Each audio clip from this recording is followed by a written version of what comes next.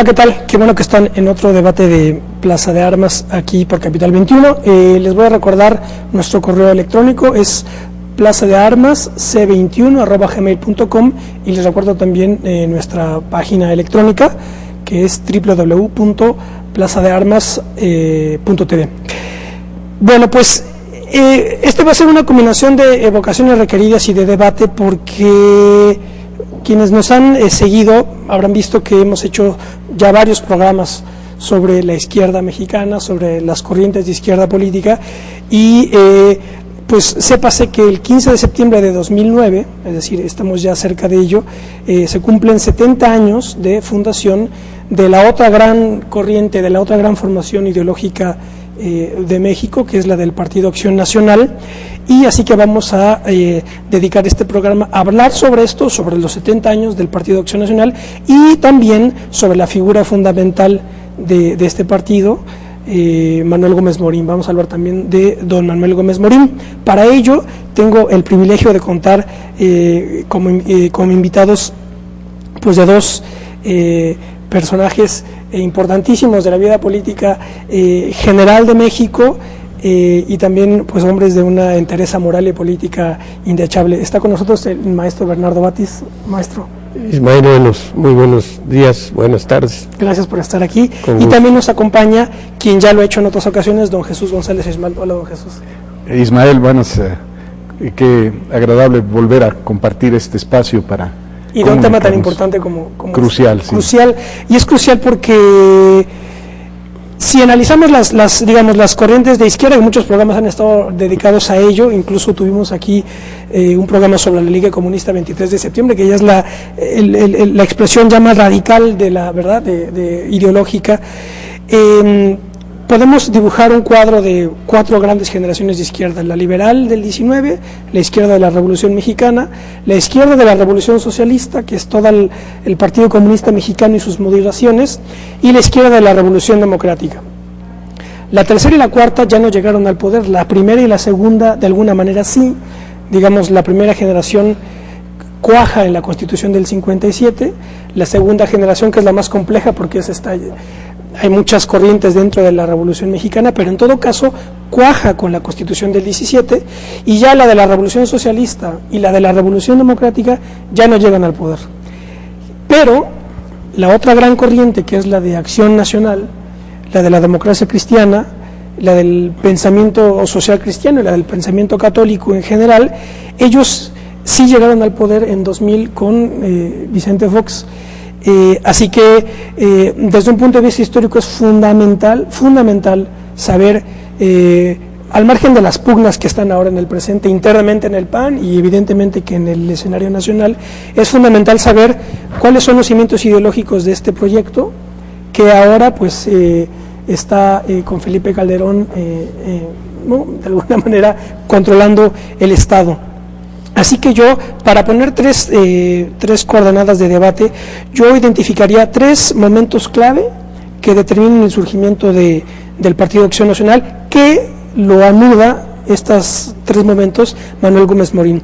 Por un lado, yo diría que es la fase, digamos, ya tardía de la Revolución Mexicana, en la segunda mitad de los 20, a la sombra de los caudillos, digamos, de Álvaro Obregón y de Plutarco Elías Calles, y que digamos que culmina con la formación del PNR en el 29 y el vasconcelismo, la campaña de Vasconcelos.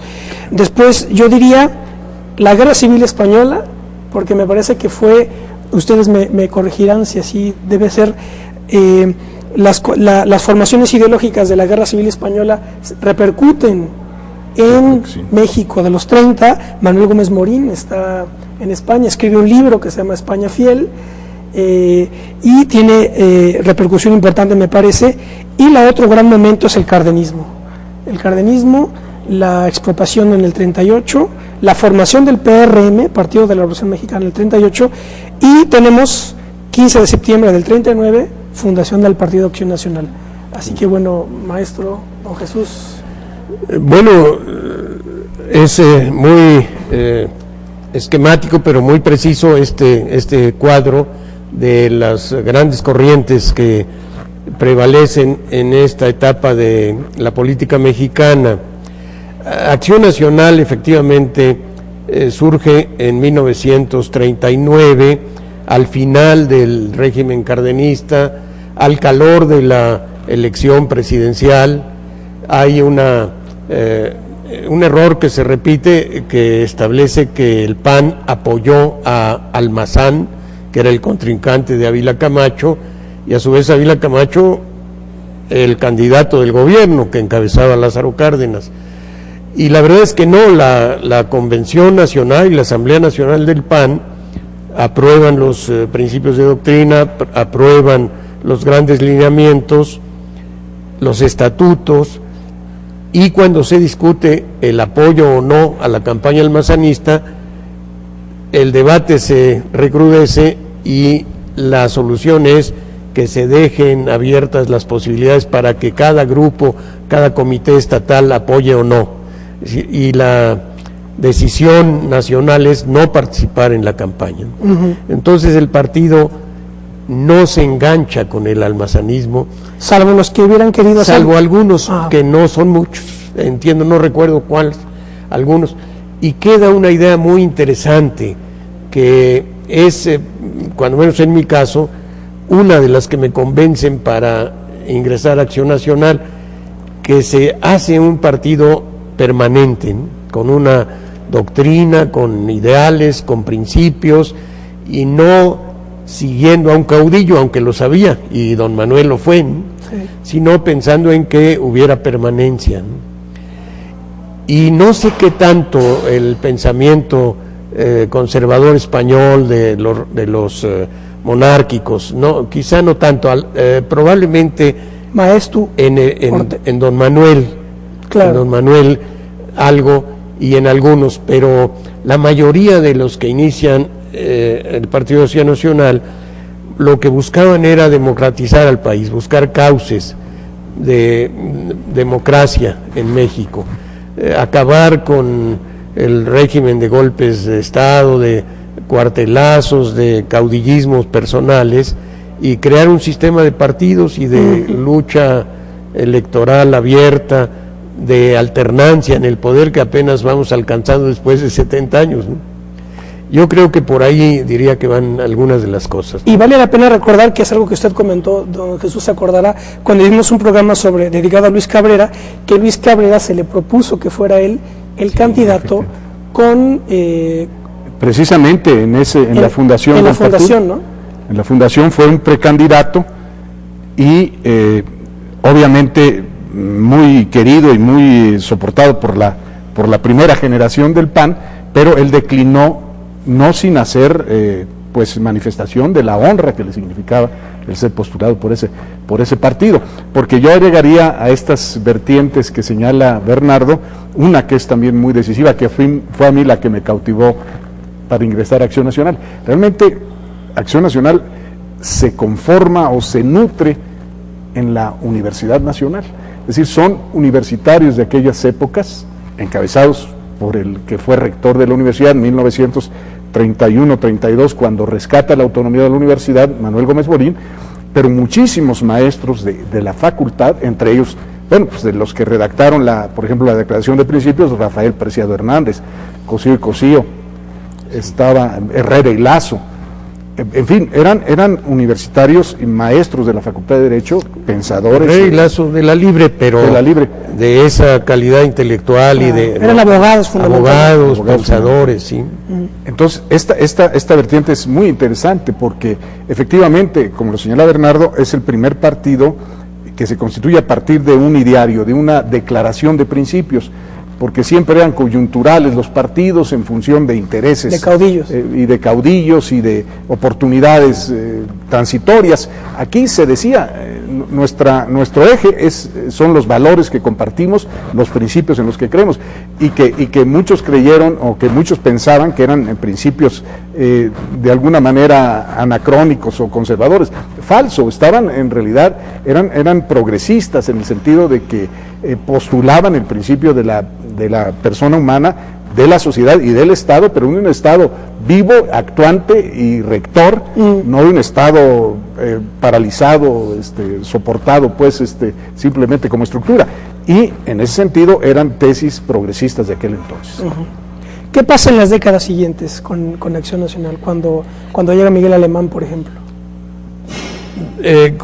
Con Miguel Alemán hay una oposición muy abierta de parte del Partido de Acción Nacional. No se incorpora, por supuesto, el PAN tampoco a la candidatura de Ezequiel Padilla, mantiene ya su propia posición, su propio candidato, que es Efraín González Luna, y el PAN va perfilándose como un partido, como su nombre lo dice, nacionalista, un partido que busca defender la esencia de la nación mexicana, por eso es Acción Nacional, que quiere ser además no solamente una academia de pensamiento político, sino de acción, de actividad, de llevar las cosas a la práctica, y es un partido que empieza lentamente, pero consolidando, y con un doble ideal. Uno es alcanzar el poder a mediano o a largo plazo, y el otro es hacer educación ciudadana, preparar ciudadanos para la lucha política. Y sus primeros años, décadas, van en ese sentido. Sí, personajes que ya citó Jesús, como don Rafael Preciado Hernández, estupendo, un ideólogo, un filósofo del derecho, cuyos textos se usan todavía en filosofía del derecho en países sudamericanos, que aquí dejó una gran tradición de la filosofía del derecho.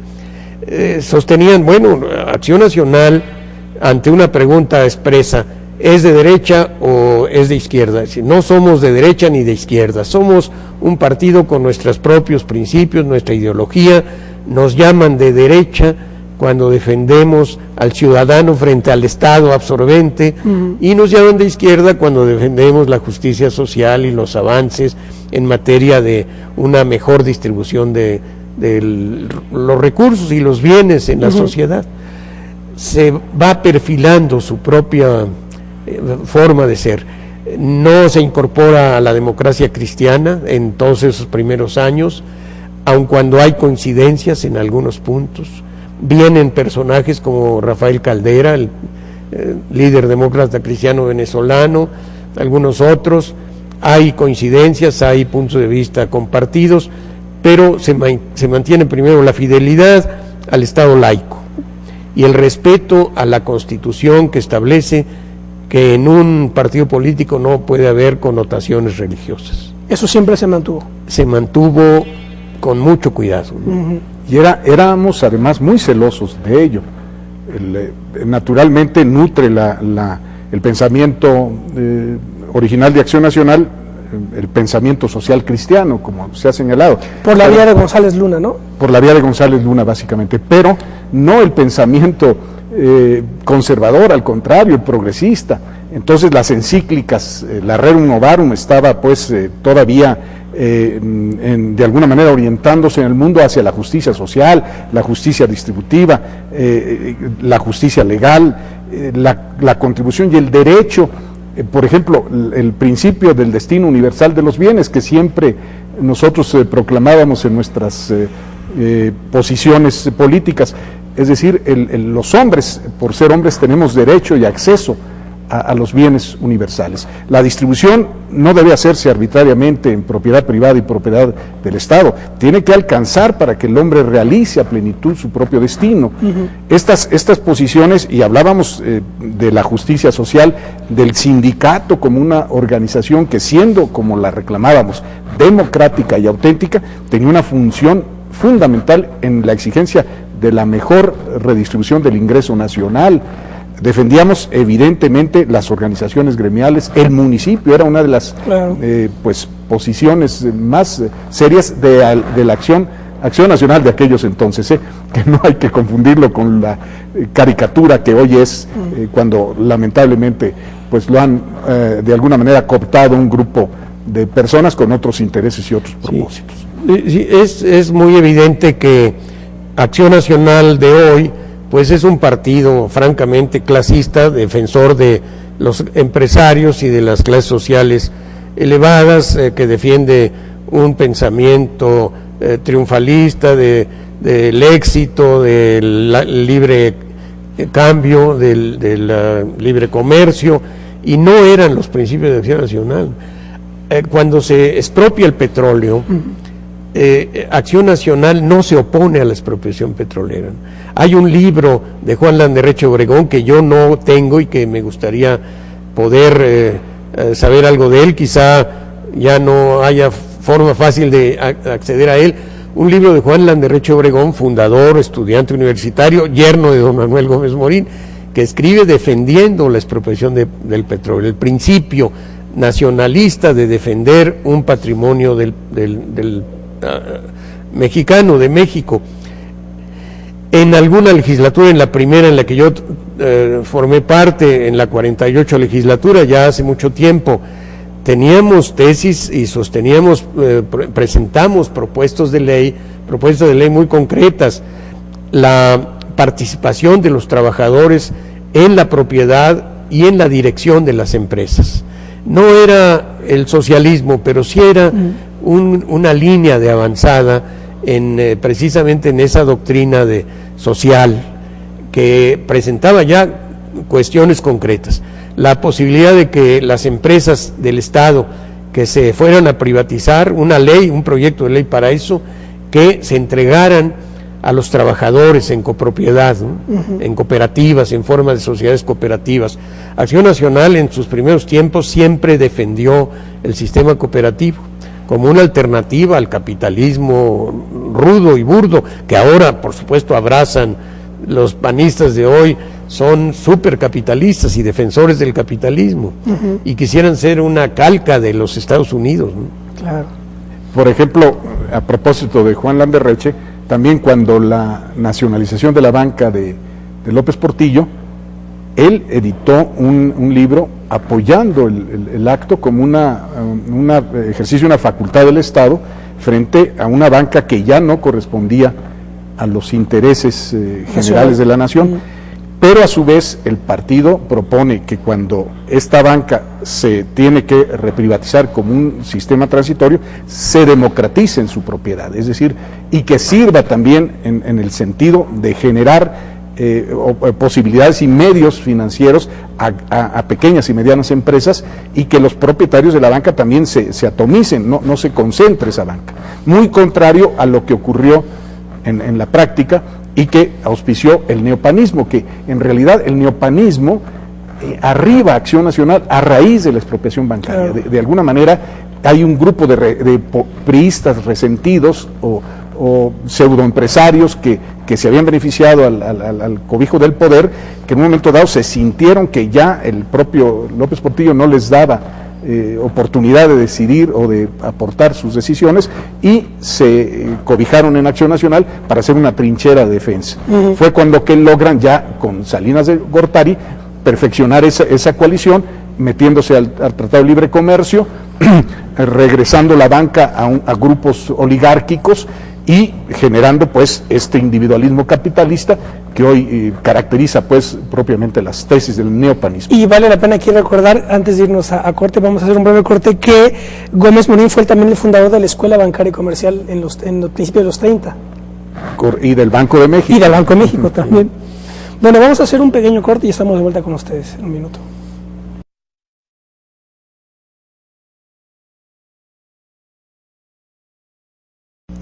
Bueno, ya estamos de vuelta aquí en Plaza de Armas, aquí por Capital 21. Está con nosotros el maestro Bernardo Batis y don Jesús González Ismael, y estamos evocando a don Manuel Gómez Morín, y también estamos debatiendo, conversando sobre los 70 años del Partido Acción Nacional. Se funda el 15 de septiembre de 1939 en el Frontón, México, por convocatoria de Manuel Gómez Morín. Así que, bueno, antes de irnos al corte habíamos hablado sobre el punto de inflexión más importante, que fue la expropiación bancaria, pero vámonos un poquito atrás. ¿Qué pasa en los 60 y en los 70, que fue el momento de, digamos que por otro lado, de agudización de radicalización de muchos movimientos de izquierda? Viene el 68, después viene el recrudecimiento de las medidas del Estado contra las guerrillas, vienen las guerrillas urbanas, secuestros de empresarios. ¿Qué pasa con el PAN? Bueno, yo creo que hay que puntualizar muy bien para que no vayan a pensar mal de Jesús y de mí, que estamos defendiendo a un PAN que ya no existe, ¿no? Y estamos hablando bien de un PAN que ya no existe, y que está muy claro que este PAN actual, que es heredero de las siglas y de los principios para tenerlos ahí guardados, no es a lo que nos estamos refiriendo. El PAN de los años 60 y 70 todavía fue un partido democrático en primer lugar, que buscaba transformar a México por la vía democrática, formador de ciudadanos, como ya habíamos dicho, pero también muy puntual cuando había que defender alguna causa popular, ¿no? Estuvo en el movimiento de 68 del lado de los estudiantes. Estuvimos en la Cámara de Diputados. Quienes hablaron en contra y condenaron la toma de Ciudad Universitaria fue precisamente el maestro Rafael Preciado Hernández, Estrada Iturbide, Adolfo Crisli Ibarrola, distinguidos dirigentes del partido que señalaban la arbitrariedad del régimen de Gustavo Díaz Ordaz como arbitrario, y la toma de la universidad como un atropello a la autonomía y a los muchachos. Pero también en otros momentos, en 65, más o menos 64, 65, se actualizan los principios de doctrina. Es una especie de ayornamiento, como la Iglesia hizo. Se ponen al día los principios. Y por motivo del Concilio Vaticano. No, en realidad, independientemente del concilio, se ponen al día por redacción, por estilo, porque ya había además nuevos temas sociales que había que tratar, y uno de ellos, por ejemplo, es la integración de México al bloque de países hispanoamericanos. Todavía se usa ese lenguaje, no se habla de Latinoamérica, que era un tema más bien que nos viene de los Estados Unidos. Se decía, somos del bloque hispanoamericano, pertenecemos a Hispanoamérica, hacia allá somos de esa parte del grupo de naciones, de una herencia común, un lenguaje común, una historia común. No, estos panistas de hoy, pues eso lo han olvidado, aunque ahí está todavía en los principios, si es que no los han cambiado ya.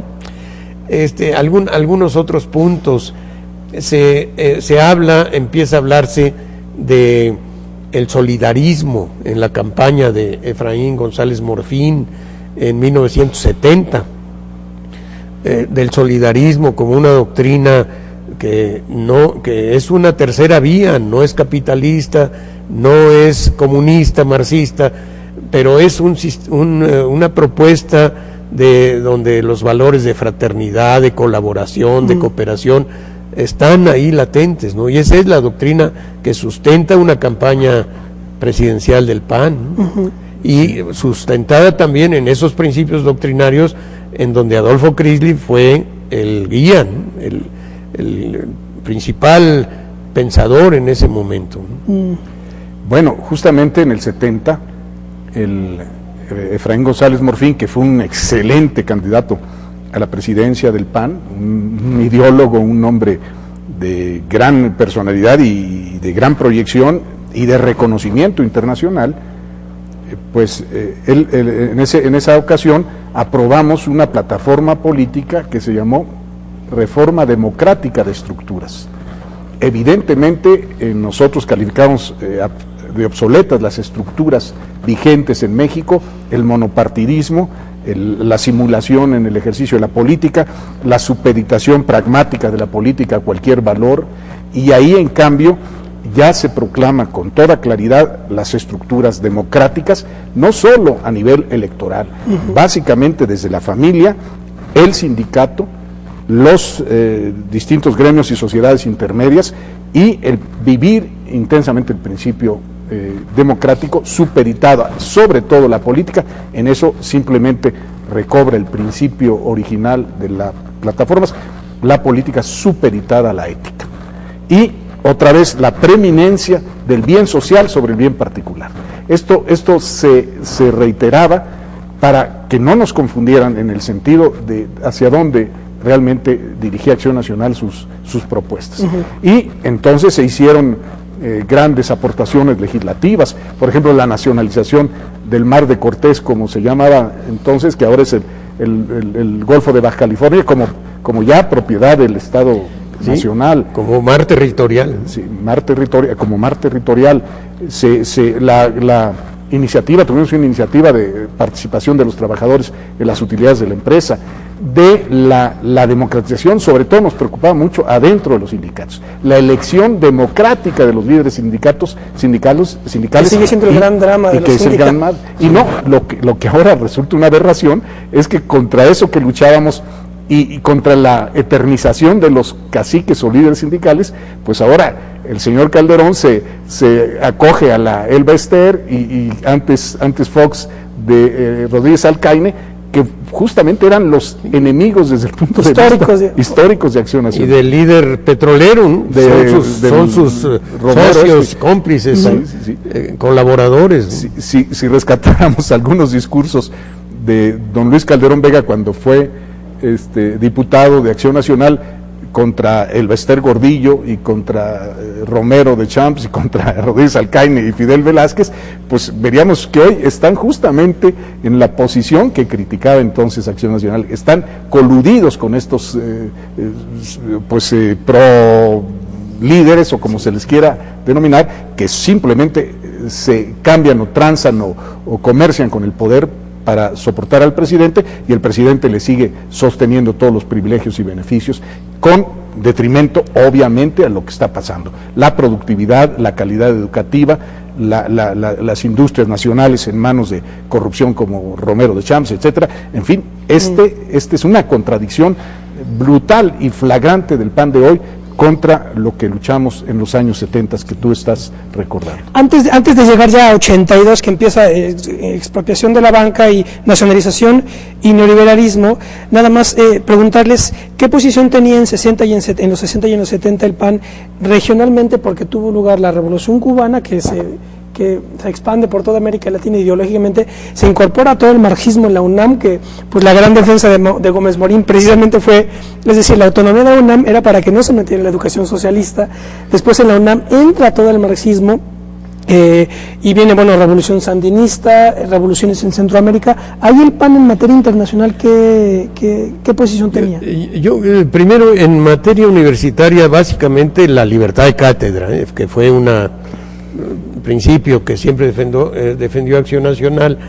En materia de política internacional, como decía yo ya, nuestra identificación con América Latina, claro, ¿no? Con los países que coinciden con nosotros.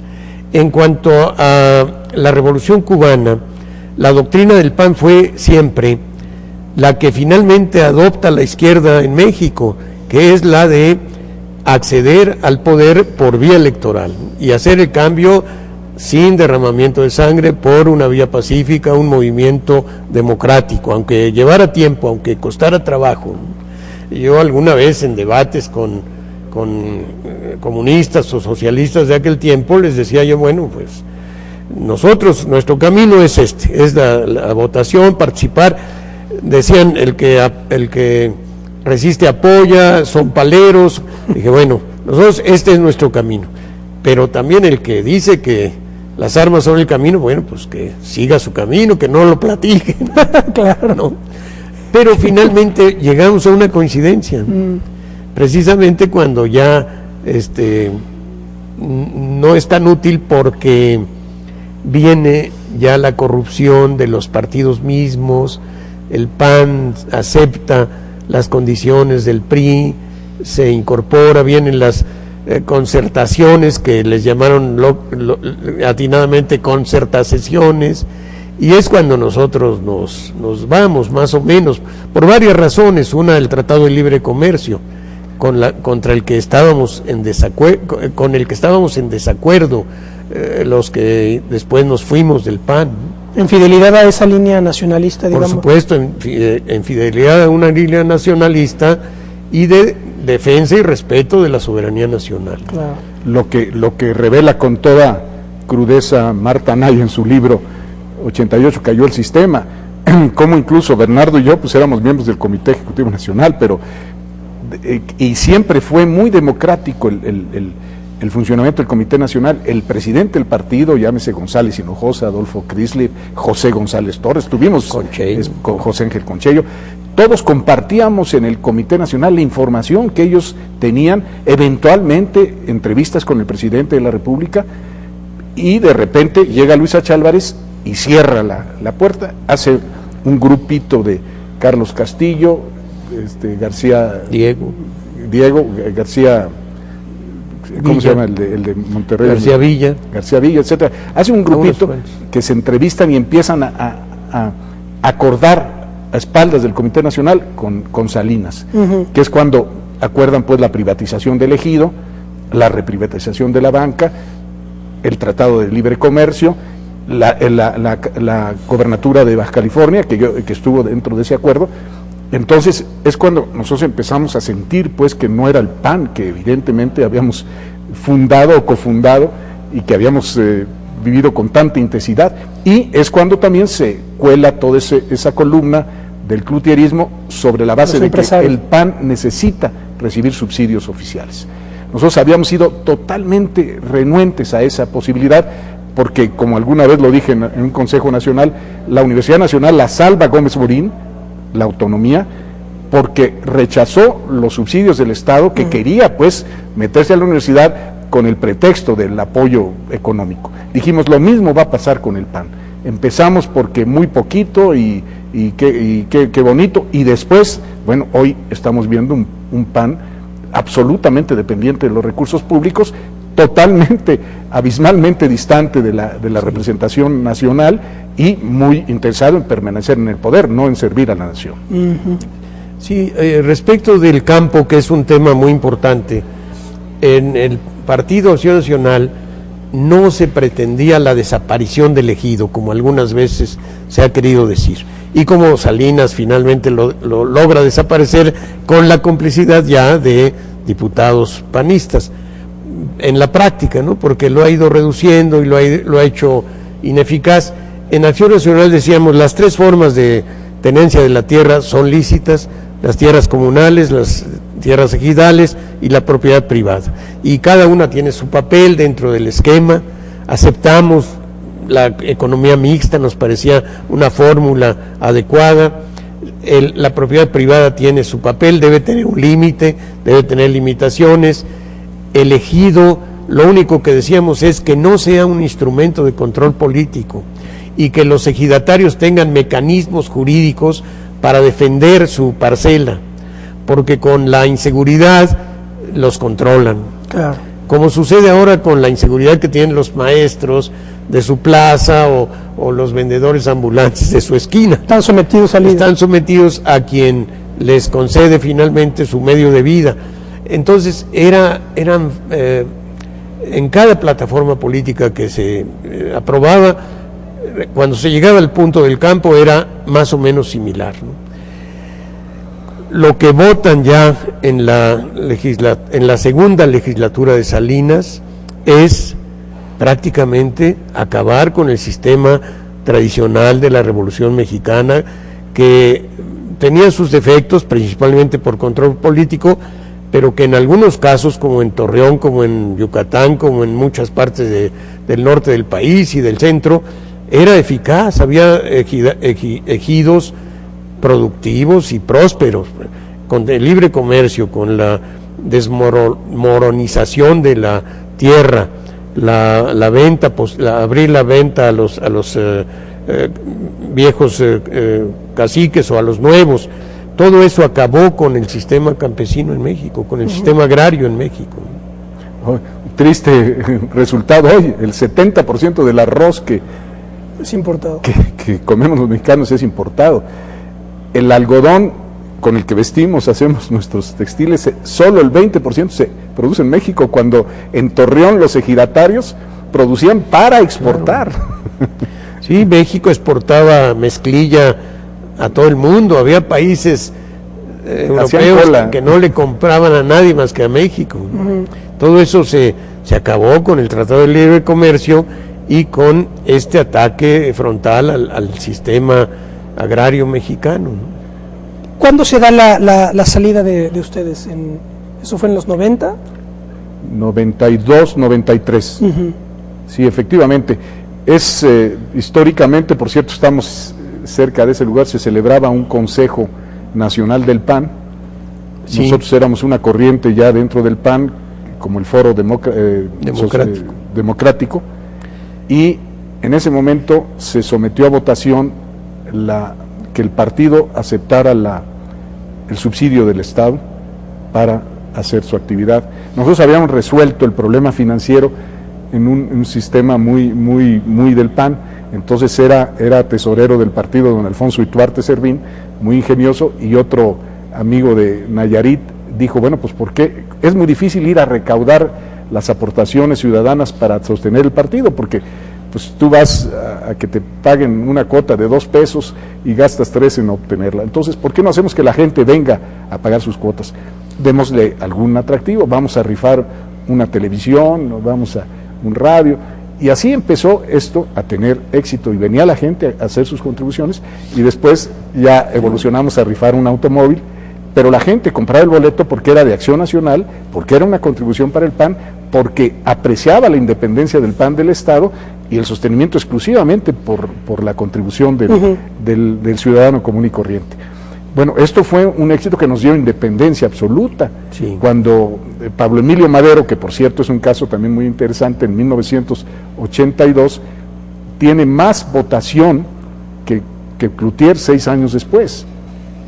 Y ya con Cloutier tuvimos aportaciones de empresarios y de quién sabe qué otros orígenes, pero con Pablo Emilio Madero, justamente solo con ese esquema de funcionamiento llegamos a 4 millones de votos, que cerca de 4. Sí. Cloutier llegó a 3,600. Y con activistas voluntarios, ciudadanos, no le pagábamos a nadie.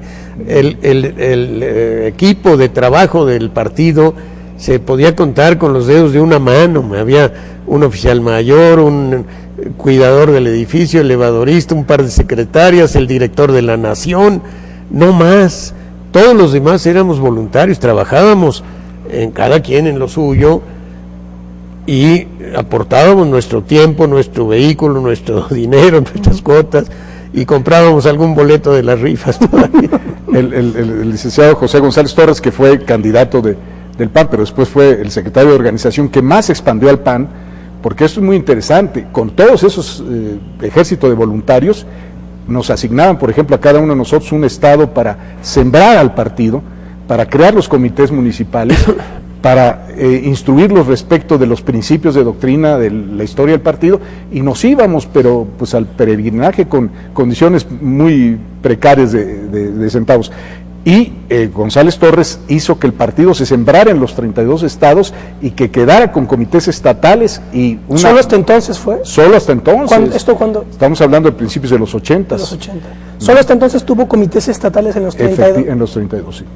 Tenía a veces delegaciones, tenía representaciones muy precarias, pero ya cuando hubo orgánicamente fue González Torres. Pero yo citaba a González Torres porque siempre nos enseñaba cuando dábamos clases para que ingresaran al PAN, los inclinábamos, les decíamos, bueno, ¿en qué dispones tu día de 24 horas? Bueno, pues 8 horas para trabajar, 10 horas a veces, también 8 horas para actividades personales, a veces diversión, a veces esparcimiento, cultura, en fin, y las otras 8 horas para dormir o para descansar. Bueno, ¿y cuántos días a la semana? Bueno, pues varía un poquito, y entonces terminaba él con ¿y a la patria? ¿Cuántas horas le estás dando a la semana? No, pues entonces el vivir en comunidad, el tener una responsabilidad con México, no te significa el aportar nada, solo quieres recibir. No, pues eso está mal. Entonces era cuando nacía esta vocación de servicio, de decir al partido, el partido es un medio para servir a México, y a eso nos dedicamos. Déjame hacer un pequeño corte, don Jesús, y aquí nos quedamos en un corte y estamos de vuelta con ustedes.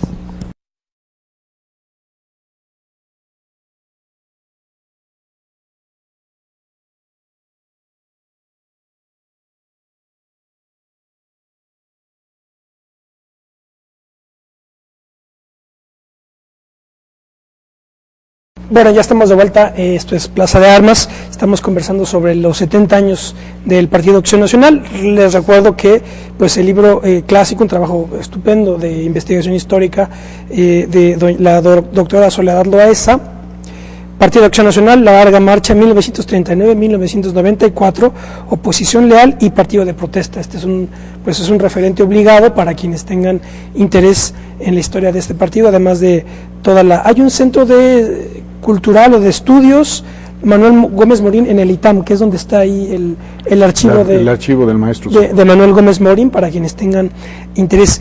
Bueno, nos quedamos ya en los 80, cuando el PAN, digamos que se consolida ya a escala nacional con González Torres, pero también se consolida a escala nacional pues el neoliberalismo, que es ya un grupo político que permea tanto el PRI y después termina también intronizándose en Acción Nacional.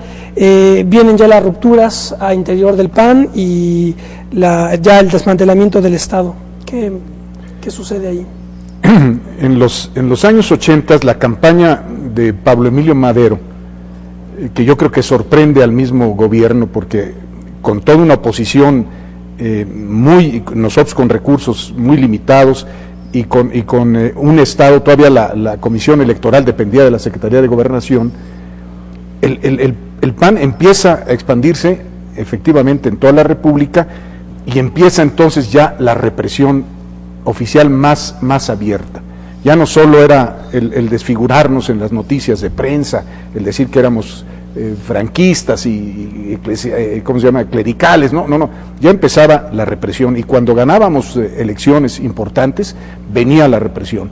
Fue cuando el PAN, contra lo que ahora también los panistas no quieren reconocerlos, abrimos el movimiento de resistencia civil pacífica.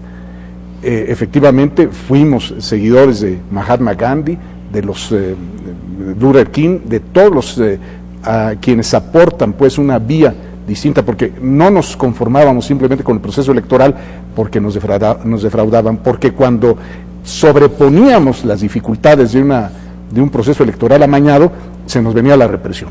Fue cuando tuvimos que tomar incluso presidencias municipales después de una elección: Camargo, Chihuahua; Monclova, Coahuila; Piedras Negras, donde nos echaron incluso al ejército en ocasiones, y el PAN en realidad empezó a vigorizarse ya como un partido más activo frente a un gobierno ya temeroso de lo que venía, de lo que iba a ser Acción Nacional. Y fue cuando, de alguna manera, en mi concepto, ven una oportunidad los grupos de oposición al gobierno para infiltrarse, pero con otros intereses, no precisamente democráticos y de justicia social, para tomar al PAN a partir de que un grupo que se llamó Desarrollo Humano Integral no logra su registro como partido político. Es donde urden infiltrar a Acción Nacional y se meten en nuestros cuadros y nos van minando a los militantes, pues digámoslo, originales o genuinos. Este grupo de Desarrollo Integral Nacional eran Desarrollo Humano Integral, de derecha, eran derecha ya radical. Digamos que es una derivación del grupo Muro y de... Sí, y sostenido por el Consejo Coordinador o por la Coparmex, por los grupos empresariales, ¿no? Y hay que recordar, y está muy bien que en los 80 efectivamente es ese estirón hacia adelante, pero en los 70s también hay un momento muy importante cuando es José Ángel Conchello presidente del partido.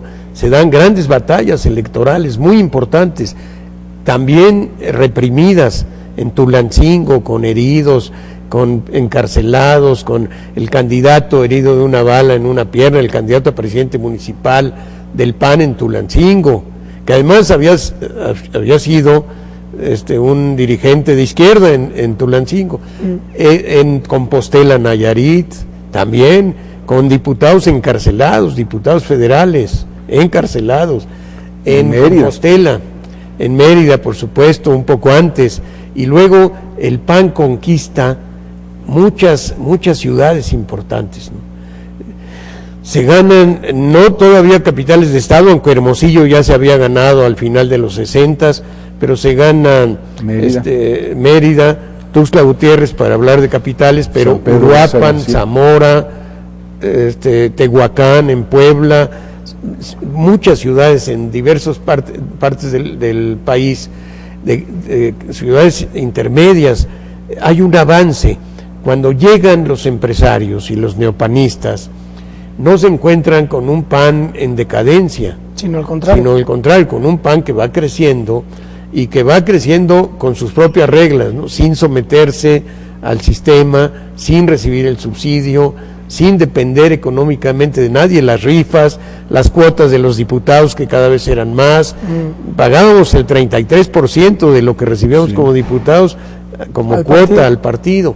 Entonces era un partido dinámico, de inspiración social cristiana, de avanzada, que estaba también en ese tiempo en el mundo una democracia cristiana no de derecha, inclusive señalada como una tercera vía o como una posición de avanzada, ¿no? Y de izquierda. ¿Te acuerdas que la plataforma esa del 70, Reforma Democrática se calificó de izquierda? Sí. Y nos decían que estaba el PAN saliéndose de su causa. Sí.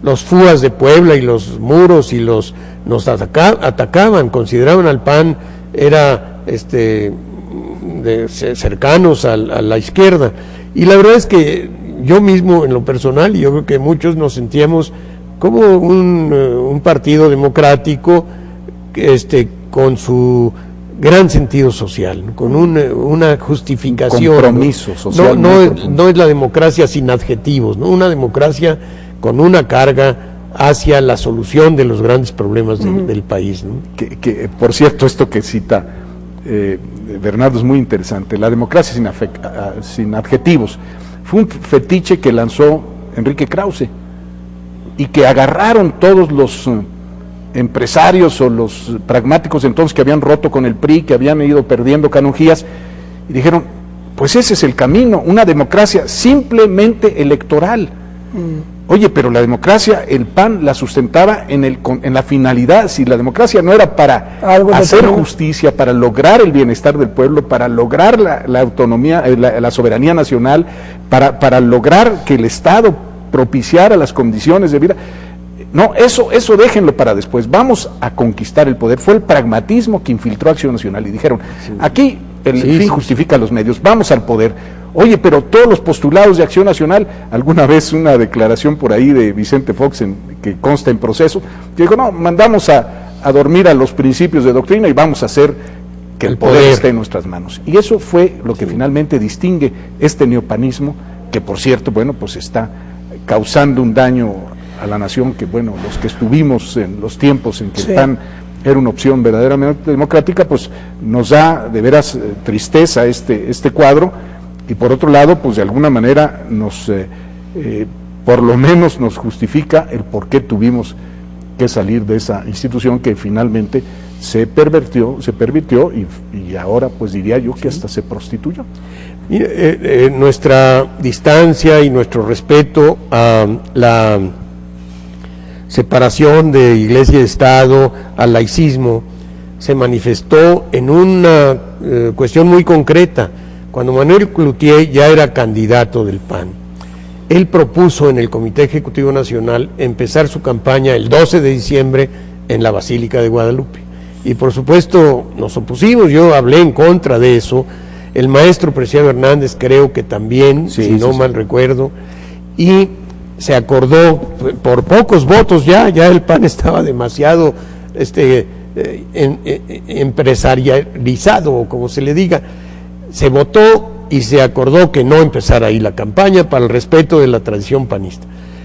Pues Cloutier dijo, bueno, yo como ciudadano y como católico, yo voy a la Basílica, no es un acto de campaña, voy a visitar a la Virgen, y a contra la decisión oficial. Ahí inició, de hecho, no fue un acto del partido, pero ahí fue y ahí se presentó. Esas cosas empezaban a jugarse así cuando decidimos ya irnos del PAN, porque ya vimos que no era posible sostener contra los recursos económicos de los empresarios. Metían gente, incorporaban de las mismas empresas a gentes inquietas y distinguidas, pero bajo control político. Cuando se decidió comprar el inmueble donde ahora están las oficinas del Partido de Acción Nacional, ese edificio, que entonces era un edificio de mucho lujo. Teníamos una casa modesta en la Colonia del Valle, que era una vieja casa particular, que nos costó trabajo comprarla con las rifas, y se decidió adquirir ese inmueble. Cuando quisimos, en el último Consejo Nacional al que asistimos, bueno, a ver, ¿de dónde viene el dinero? No, pues resulta que venía de la Cámara de Diputados, que eran fondos del Estado para el partido, y era exactamente lo que el PAN había criticado por décadas al PRI, que recibía dinero del Estado, y que el partido político es una agrupación de ciudadanos que, si bien con un papel en la política y en la vida pública, es un organismo privado, con sus matices públicos, pero que nosotros no queríamos recibir dinero del Estado. La decisión del Consejo Nacional, sin discusión, porque me dieron a mí 2 minutos y me los interrumpieron, para acordar que sí se recibiera ese dinero, pues fue ya, yo creo que la gota que derramó el vaso. Yo fue ese día aquí en el Hotel del Prado de aquí de esta zona. Sí, se tomó esa determinación, atropellando todo. Ya era un Consejo Nacional muy distinto.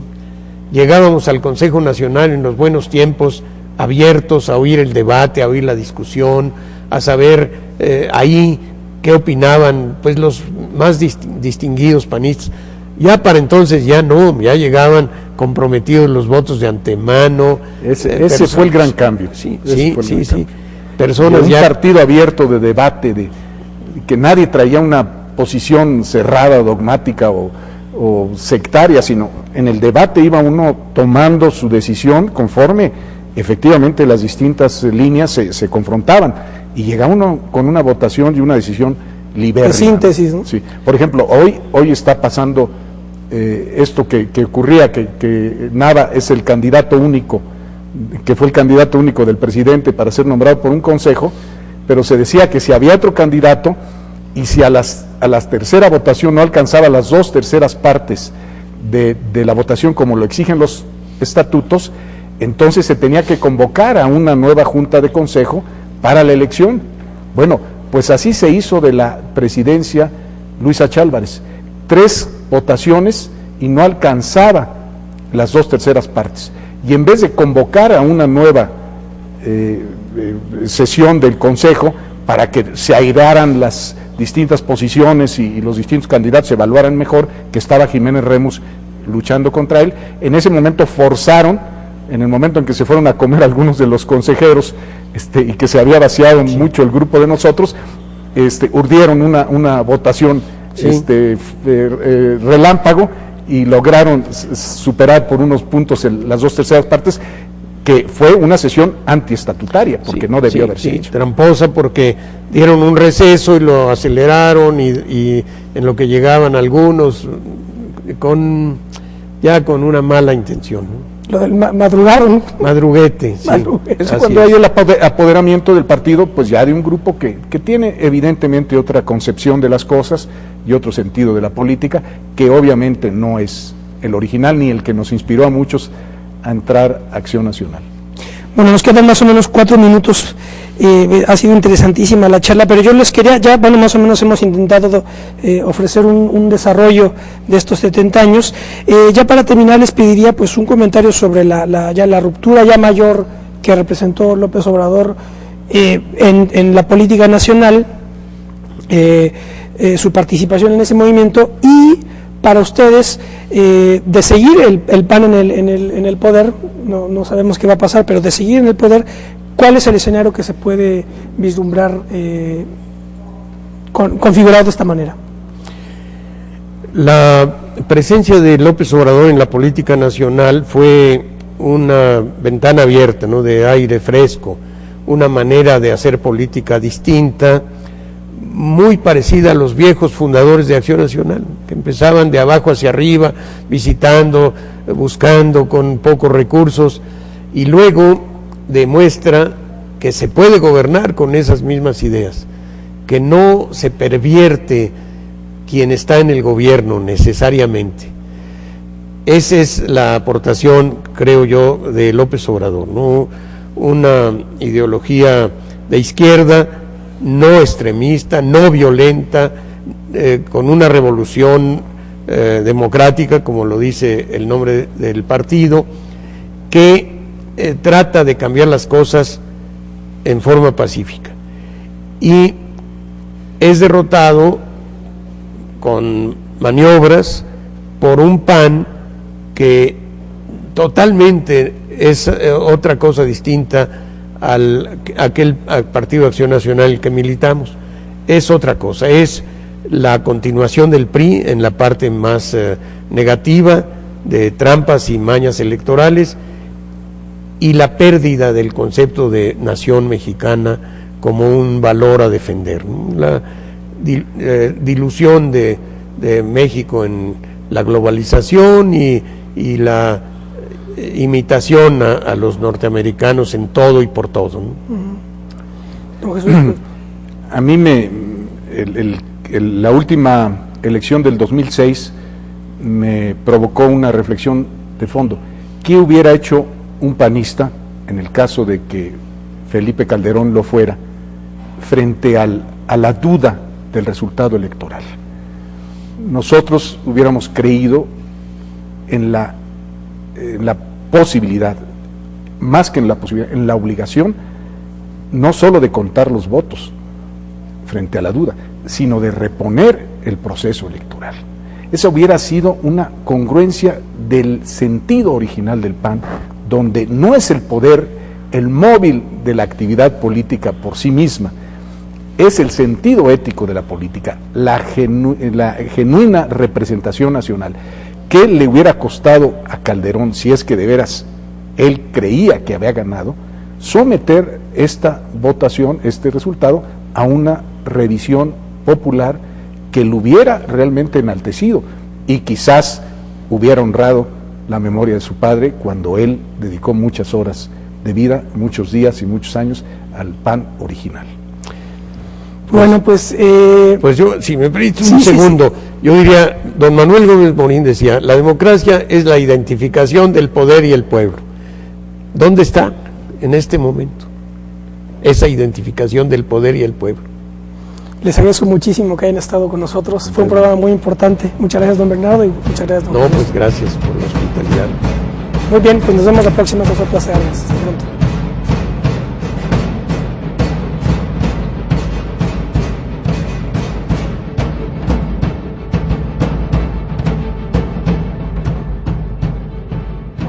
Compartir este espacio para y de un tema tan importante como crucial, este. Crucial, y es crucial porque si analizamos las corrientes de izquierda, y muchos programas han estado dedicados a ello, incluso tuvimos aquí un programa sobre la Liga Comunista 23 de septiembre, que ya es la expresión ya más radical de la verdad de ideológica. Podemos dibujar un cuadro de 4 grandes generaciones de izquierda: la liberal del 19, la izquierda de la Revolución Mexicana, la izquierda de la Revolución Socialista, que es todo el Partido Comunista Mexicano y sus modulaciones, y la izquierda de la Revolución Democrática. La tercera y la cuarta ya no llegaron al poder, la primera y la segunda de alguna manera sí. Digamos, la primera generación cuaja en la Constitución del 57, la segunda generación, que es la más compleja porque hay muchas corrientes dentro de la Revolución Mexicana, pero en todo caso cuaja con la Constitución del 17, y ya la de la Revolución Socialista y la de la Revolución Democrática ya no llegan al poder. Pero la otra gran corriente, que es la de Acción Nacional, la de la democracia cristiana, la del pensamiento social cristiano y la del pensamiento católico en general, ellos sí llegaron al poder en 2000 con Vicente Fox. Así que desde un punto de vista histórico es fundamental saber, al margen de las pugnas que están ahora en el presente, internamente en el PAN y evidentemente que en el escenario nacional, es fundamental saber cuáles son los cimientos ideológicos de este proyecto, que ahora pues está con Felipe Calderón ¿no? de alguna manera controlando el Estado. Así que yo, para poner tres coordenadas de debate, yo identificaría 3 momentos clave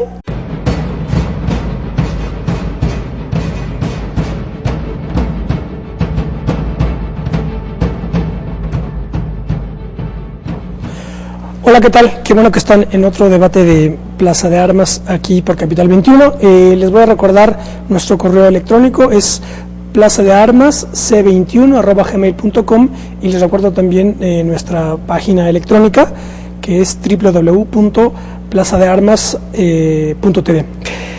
Bueno, pues este va a ser una combinación de evocaciones requeridas y de debate, porque quienes nos han seguido habrán visto que hemos hecho ya varios programas sobre la izquierda mexicana, sobre las corrientes de izquierda política, y pues sépase que el 15 de septiembre de 2009, es decir, estamos ya cerca de ello, se cumplen 70 años de fundación de la otra gran corriente, de la otra gran formación ideológica de México, que es la del Partido Acción Nacional, y así que vamos a dedicar este programa a hablar sobre esto, sobre los 70 años del Partido Acción Nacional, y también sobre la figura fundamental de este partido, Manuel Gómez Morín. Vamos a hablar también de don Manuel Gómez Morín.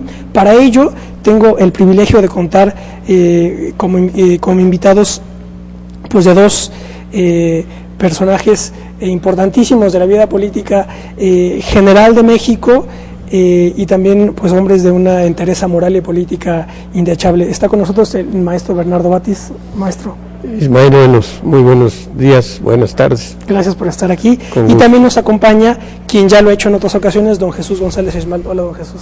Ismael, buenas, qué agradable volver a... Que determinen el surgimiento del Partido Acción Nacional, que lo anuda estos tres momentos Manuel Gómez Morín. Por un lado, yo diría que es la fase, digamos, ya tardía de la Revolución Mexicana, en la segunda mitad de los 20, a la sombra de los caudillos, digamos, de Álvaro Obregón y de Plutarco Elías Calles, y que digamos que culmina con la formación del PNR en el 29 y el vasconcelismo, la campaña de Vasconcelos.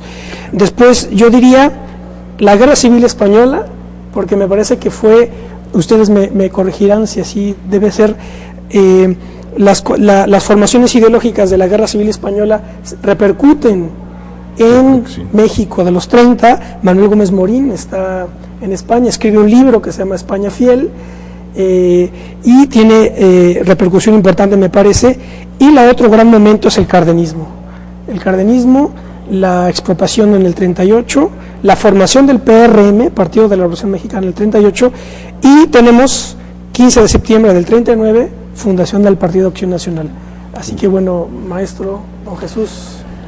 Bueno, es muy esquemático, pero muy preciso este cuadro de las grandes corrientes que prevalecen en esta etapa de la política mexicana.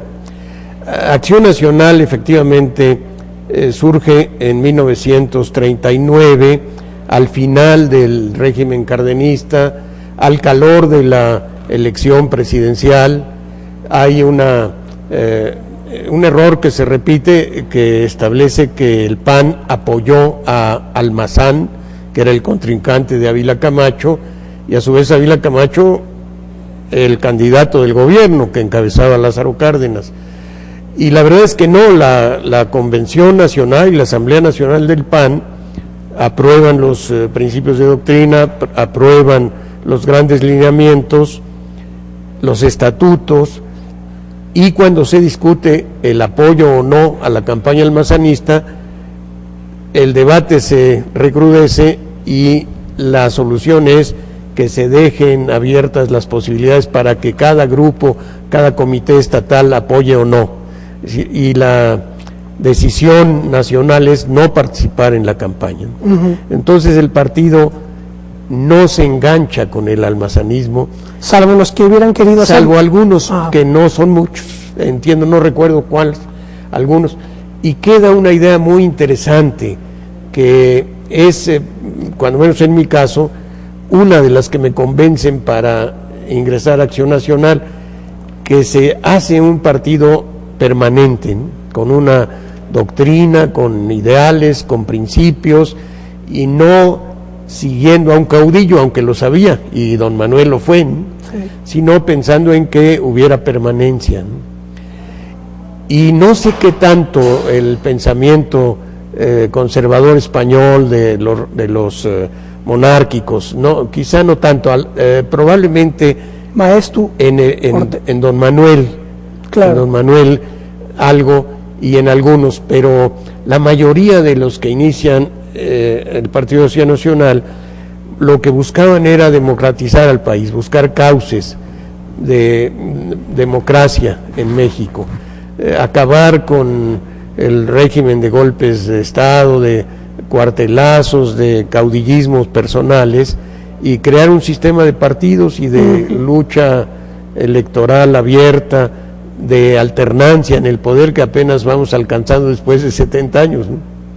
Yo creo que por ahí diría que van algunas de las cosas, ¿no? Y vale la pena recordar que es algo que usted comentó, don Jesús se acordará, cuando hicimos un programa dedicado a Luis Cabrera, que Luis Cabrera se le propuso que fuera él el candidato con...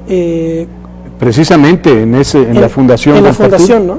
En la fundación fue un precandidato y obviamente muy querido y muy soportado por la primera generación del PAN, pero él declinó, no sin hacer pues manifestación de la honra que le significaba el ser postulado por ese partido, porque yo agregaría a estas vertientes que señala Bernardo, una que es también muy decisiva, que fue a mí la que me cautivó para ingresar a Acción Nacional. Realmente Acción Nacional se conforma o se nutre en la Universidad Nacional, es decir, son universitarios de aquellas épocas, encabezados por el que fue rector de la universidad en 1931-32, cuando rescata la autonomía de la universidad, Manuel Gómez Morín, pero muchísimos maestros de la facultad, entre ellos, bueno, pues de los que redactaron, por ejemplo, la Declaración de Principios, Rafael Preciado Hernández, Cosío y Cosío, estaba Herrera y Lazo, en fin, eran universitarios y maestros de la Facultad de Derecho, pensadores. Herrera y Lazo de la Libre, pero de la Libre, de esa calidad intelectual y de... Eran abogados, fundamentalmente. Abogados, pensadores, sí. Entonces,